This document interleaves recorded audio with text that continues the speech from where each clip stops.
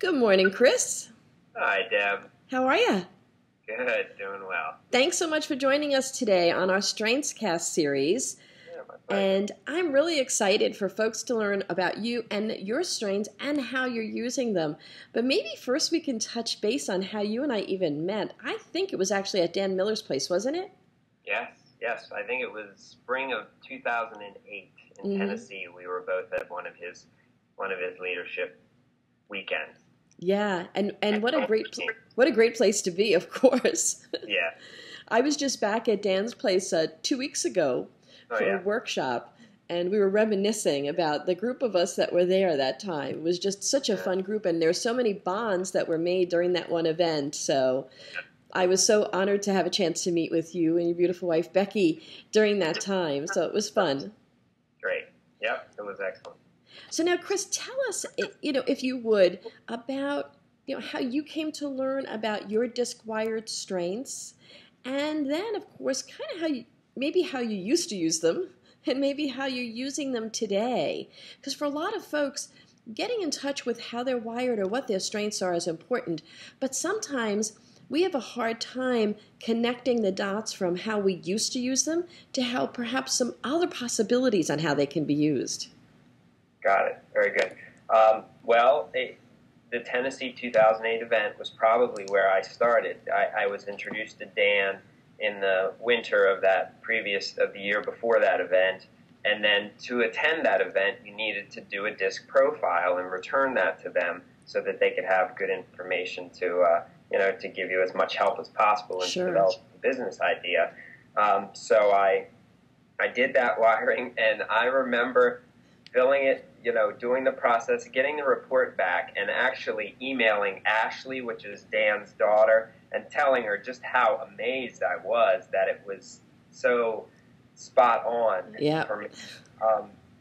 And you mentioned it being, growing into it in a sense, and that was probably what was so impressive or inspiring to me, was that it was me, but it wasn't necessarily how I was completely functioning at that point. I was seeing potential there that I wanted, and I knew inside I had, but it was, the report gave me something to say, you can become this. Yes. This is what we're getting out of your profile, and it's calling you, mine was reformer, which, is inspiring to me, and this is how I could be that, or I'm growing into that. It was really reinforcing and inspiring, and it was very memorable to take that the first time. So now, out of the D, I, S, and C, what is your highest? My highest is I.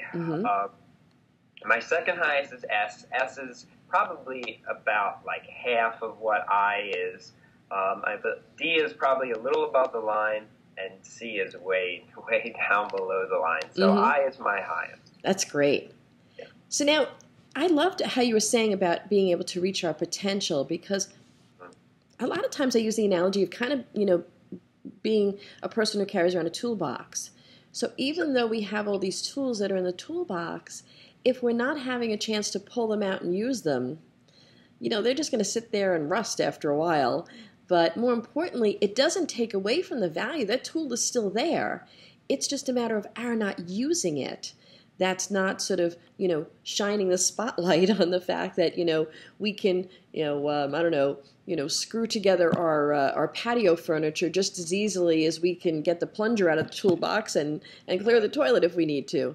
Absolutely. It's funny, you didn't tell me you were going to mention this ahead of time, but in the coaching business that I'm developing, one of the symbols, I think, of my coaching is a shovel. Because I feel like a tool to understand yourself better and live out your calling through your work is something like understanding your wiring and understanding your story and all the deep background work that we do, and the digging up of that I kind of put together in a shovel tool sort of a form. And certainly the disc profile is a large part of having exactly what you said, a tool to uncover who you are and what your potential is. Oh, I love that. That's so cool. Who knew? Oh, great great minds, you know. Exactly. Must be our eye wiring that's connecting here. So, Chris, tell me a little bit more about when you look at your strengths overall. I mean, with somebody who's highly I, then N, then S, then D wired, so all three of those are above the line to some degree. Right. What would you say are the two key strengths that you recognize, whether it's from your report or today, how you're now using your strengths? What are those two key strengths that you lean on the most, that you really think is probably your gifting, your giftedness? Got it. Well, with the combination of I and S, I feel like I have an outgoing nature that easily connects with people quickly, but then with the S thrown in there, I also feel like I'm able to go deep in that relationship with individuals as well. So I feel like that's one of my distinct strengths is starting quickly and then maintaining or sustaining or growing a relationship with people. And then the throwing of the D in there with the I is that when I do decide something is where I think God is leading me to go, I'm able to go there pretty quickly. Occasionally, I have the S come in and I'm weighing the options and going a little slower, and then I just sort of have to snap out of it and make the decision based on what I think is the best choice. But I would say, that ability to make that decision and go with it, and then using that to make relationships and grow those relationships with people are strengths that I'm using and applying to the business that I'm developing. So now, question, when you were growing up as a kid, did these even come out at all in how you either approach school or friendships or sports? I mean, or were they pretty dormant? No, they came out. They certainly did.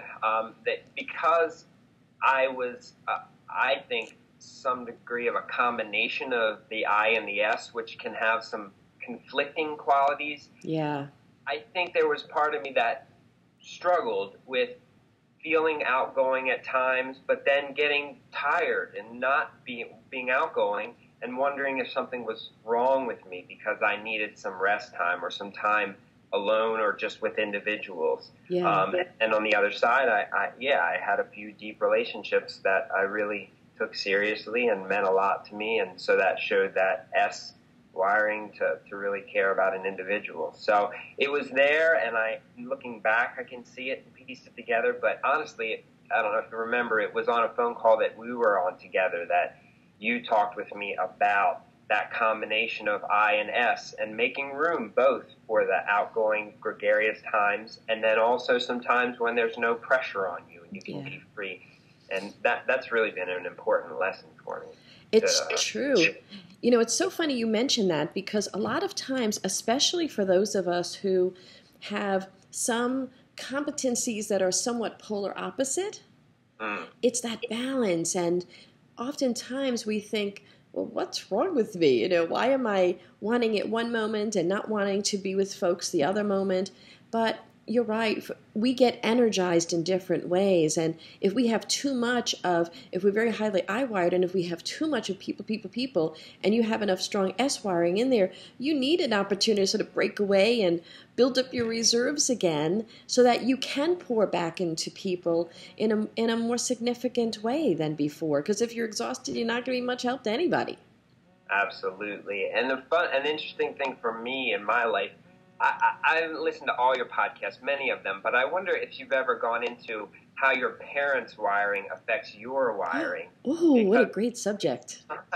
My dad was off the charts I, and my mom was really off the charts S with maybe some C thrown in there. Wow. So when I looked at, okay, am I outgoing like my dad, or am I individual one-on-one and really deep relationally like my mom, I wasn't either. So at times it was conflict. I felt a struggle with who am I, because I'm not him and I'm not her. And you look up to your parents and as your example to a certain age. So really coming in contact with the disc material and then understanding it in the way that you'd explained it to combine those qualities has been freeing. I'm 30-something years old. I'm not like looking at my parents anymore, but you're still impacted by who they were and how you are. And so that freed me, in a sense, to be my own person, who is a combination of qualities and not having to be exactly like they were. Yeah, isn't it true? Since we're divinely created to be relational, and that first relationship with our parents sometimes is how we use it as a benchmark to how we should act. And in some cases, certainly when it comes to behaviors and things, that's a great thing. But since we're all uniquely gifted and uniquely wired, our lens, it's sort of like having the lens of a camera, right, that needs to be refocused.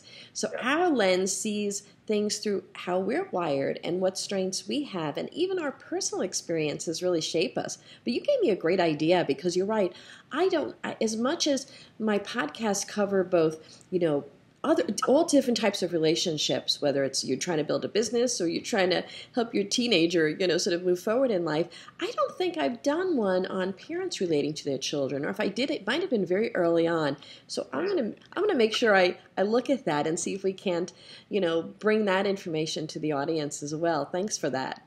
Sure. But you know what I love too, Chris, because of the fact that you, with somebody who's very strongly I and S wired, your natural gifting and with being with people and communicating with people, and like you said so eloquently, you're great at making an instant connection, but you also have the ability to have much more profound connections with folks. How is that lending itself now as you're building your coaching practice?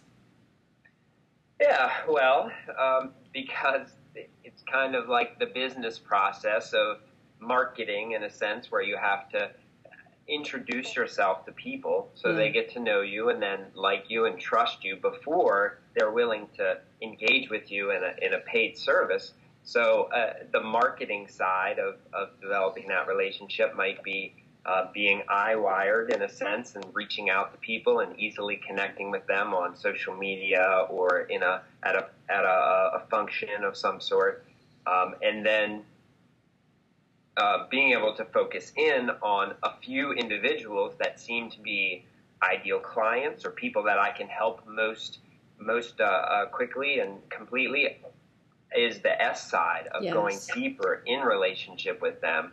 And then, of course, introducing them to the DISC profiling system as I get into the coaching relationship with them is also really valuable. Oh, that's great. And you're very active on social media. So for anybody who wants to follow Chris there, he is always tweeting out. And sometimes you tweet the best pictures, too.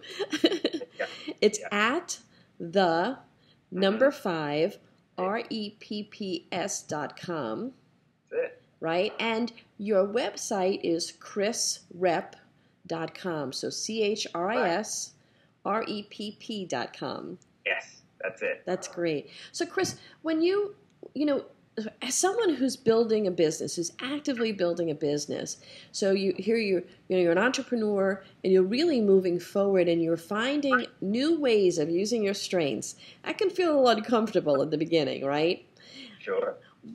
What would you say on the DISC report itself, when you look at the Wired Style report that you get, is there an area of the report that you have found to be the one that you go back to a lot as you're building your business or as you're reevaluating projects and things, whether or not they're worthy of your time and your strengths?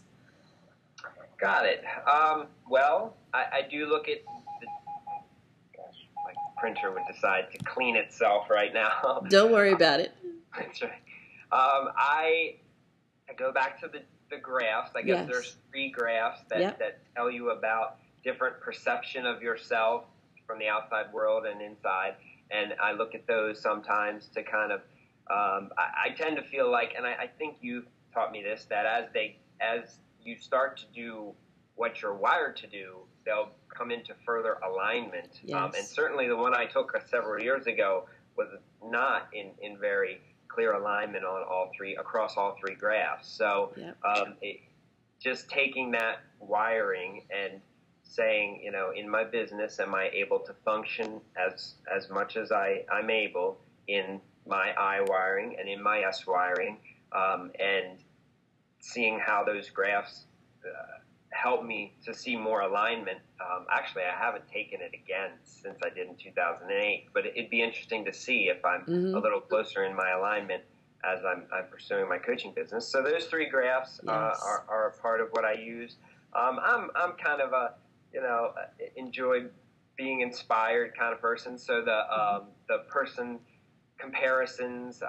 The historical comparisons? Historical comparisons. I'm trying to remember who I was. Ronald Reagan maybe was one of them, and just it's just interesting, to read those over, and then the word that it generates, reformer, and how that person would play out in functioning in history and in their world is inspirational to me. So I go back to it for inspiration as well as for a deeper understanding of how I'm going to align my functioning in my business. That's great. It's funny when you talk about the historical characters. I remember when I received my report and it had Napoleon on there.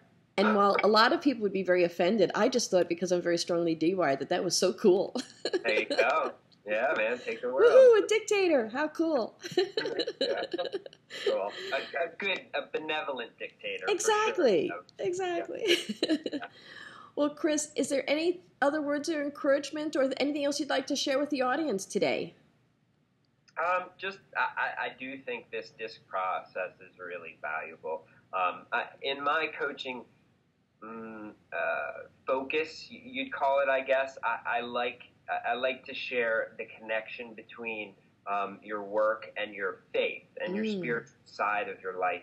And one of the reasons that I actually chose the shovel analogy is because I feel like, not everywhere, but in some church settings, the spiritual is spiritual, and then you go back to work on Monday morning, and you just live life day to day. And so we need to learn from God, like our, how to behave and how to worship Him and things like that. But the deeper pursuit of who we are and what we are made to be is not as focused on as it could be. And I think this process of looking at your DISC wiring personally, I see it as a spiritual process, because I think you're digging into who God's made you and how you function in your calling for Him. And if people are coming from that perspective, I'd encourage them to go into it and pursue their DISC wiring alongside of, pursuing God in prayer and relationship, because I think the two things fit together in a valuable way. So I love that. It's true. If we find ourselves acting one way, with church and maybe another way at home and maybe another way in the work that we do, then there's a disconnect there. It's kind of like we were talking about the graphs, right? You're not really aligned with who you really are at the core. And whether, whoever you are at the core, no matter what it is, when you can get that alignment together, that's exactly being the person you were created to be. So I love that. I think that's a really, really smart words. Thanks. I learned a lot of it from you. I'm not so sure. Well, Chris, I want to thank you so much for your time today, and I would just encourage folks, if they want to, they can reach out to you directly at chrisrepp.com. Email me or contact me that way. Sure. That would be great. And I so appreciate your time today. You just keep rocking your strengths, because you really are knocking it out of the park, Chris. Thank you, Deb. Have a great day there. All right. Bye. You too. Bye, Deb.